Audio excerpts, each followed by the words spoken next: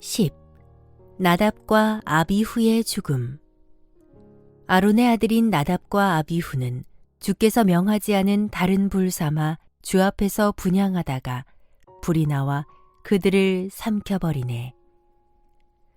제사장 나답과 아비후가 여호와의 불로 죽임당하다. 10장 1절에서 11절. 내가 레위 지파를 택하고 또 아론 집안을 택하리라. 하나님은 이스라엘 12지파 중에서 레위 지파를 택하신 뒤 그들 레위인을 성막 봉사자로 삼으셨다. 하나님은 레위 지파 중에서 또 아론의 집안을 택하신 뒤 그의 집안을 제사장 가문으로 세우셨다. 그리고 아론 집안의 남자들 중 신체적으로 흠없는 남자들만이 제사장이 되어 하나님의 성막에서 제사를 집전할 수 있었다. 이 같은 선택은 오직 하나님의 기쁘신 뜻에 기초한 그분의 절대 주권이며 절대 권한이다. 사람이 뭐라고 시비 걸 대상이 결코 아니다. 당시 아론에게는 4명의 아들이 있었다. 나이 순서대로 1. 장남 나답, 2. 차남 아비후, 3. 삼남 엘르아살, 4. 사남 이다말이다. 대제사장 아론과 그의 4아들은 이랫동안 하루에 한 번씩 도합 7번을 반복해서 제사장 위임식을 모두 마치고 8째 날에는 주님께 첫 제사를 드리는 제사장 취임식도 무사히 마쳤다. 이처럼 제사장이 임직되는 모든 절차를 다 마치고 이제는 제사장 직분을 본격적으로 수행하기 시작했다. 취임식 다음 날, 그날은 나답과 아비후가 제사장 직무를 수행하고 있었다. 그런데 그날따라 제사 사역을 수행하는 2 제사장의 얼굴이 불그레했다. 처음에는 긴장되어 그러나 싶었는데 몸의 중심을 제대로 잡지 못하는 것을 보니 술을 마신 게 분명했다. 아마도 제물을 바칠 때 전제로 사용할 포도주나 독주를 맛보다 보니 술맛이 당기고 그래서 연달아 마시다 보니 본의 아니게 취하게 되었던 것 같다. 초보 제사장들의 실수였다. 혀가 꼬부라진 목소리에는 취기가 잔뜩 묻어났다. 어이 아비후, 이젠 뭐더라? 그렇지, 분향단에서 향을 사를 차례지, 맞지? 그래요?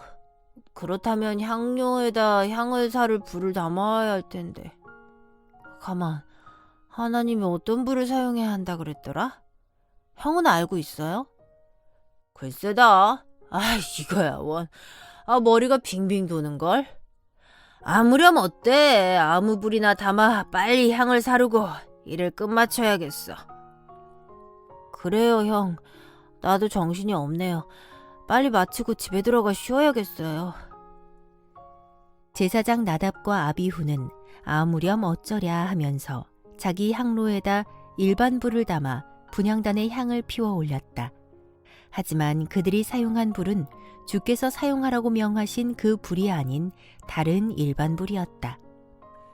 주께서 명하신 불은 번제단에서 희생제물을 태우고 있는 그 불이었다.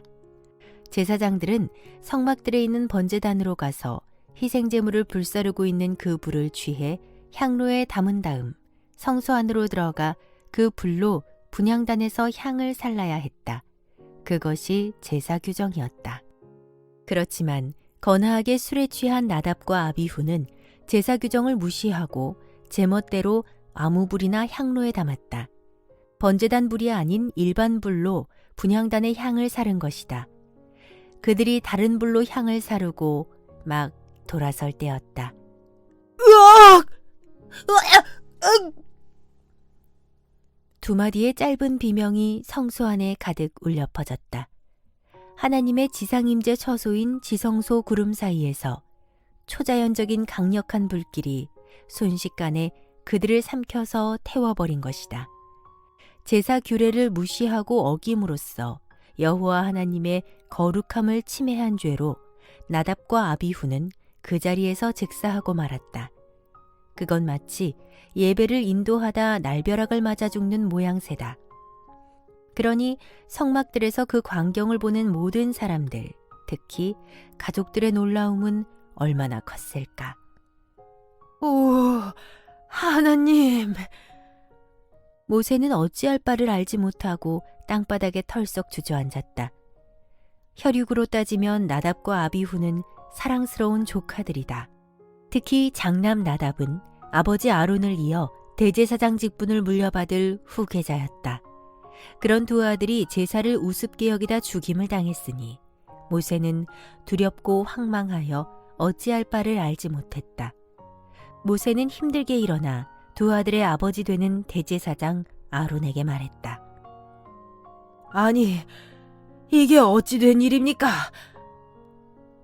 아론은 충격적인 상황 앞에서 공황 상태에 빠졌다. 놀라움으로 벌어졌던 입을 아직도 다물지 못했다. 그가 입을 열지 않자 모세가 계속 말했다. 대제사장님, 주께서 이번 일을 두고 내게 말씀하시기를 나 여호와는 내게로 가까이 나아오는 자들에게 거룩한 섬김을 받으리라. 그래서 그들로 인해 내가 모든 백성들 앞에서 나의 영광을 얻겠노라 하였습니다. 아론은 아직도 묵묵부답이다. 졸지에 장남과 차남을 잃은 아버지에게 지금 무슨 할 말이 있겠는가. 당시 이스라엘 백성들의 수효는 200만 명이 넘었는데 제사를 감당할 제사장들의 수효는 대제사장 아론을 비롯하여 4아들 뿐이었다. 대제사장까지 합쳐 고작 5명이다.